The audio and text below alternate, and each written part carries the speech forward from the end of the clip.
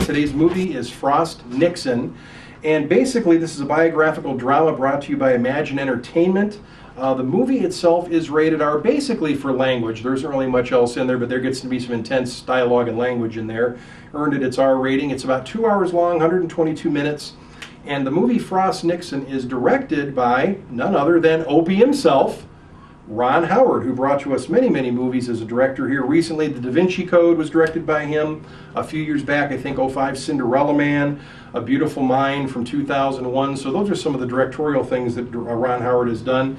And he does, in my opinion, an excellent job with this movie, Frost Nixon. Of course, this movie is kind of the story surrounding the summer of 1977 debates, of course, between the British talk show host David Frost and former president, resigned president, Richard Nixon, 3 years after his departure. And the country still is, America's still kind of wanting to know what was the real story about Richard Nixon and what happened in the White House and what happened with Watergate for real.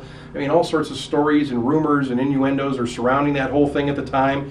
And David Frost snags the interview with Richard Nixon at much, much personal cost to himself. It's funny, this movie kind of shows how in the beginning he had trouble lining up people to help pay to produce these interviews, which he thought would be very, very interesting to the American people and actually worldwide.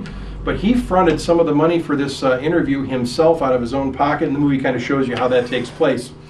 Basically, I really like this movie. It is up for 5 different Oscar nominations, and this movie stars as David Frost, of course, Michael Sheen, and that name may not be familiar to you, but it's funny, right now, at this particular time of the year, Michael Sheen's also starring in another movie called Underworld, Rise of the Lycans, where he plays Lucian, the leader of the werewolf faction going against the vampires, but that's a whole other movie. But he does an excellent job in this movie as David Frost, and the famous actor Frank Langella plays Richard Nixon in this movie, and it's fun to see them banter about. Now, there's also a character actor, Oliver Platt, is in this movie. Clint Howard, of course, in almost every Ron Howard movie has a part, and he has a bit part in this movie as well. Sam Rockwell and Kevin Bacon also have parts in this particular movie, Frost Nixon. I'm going to recommend to you to get out and check this Oscar-nominated movie, Frost Nixon. See ya.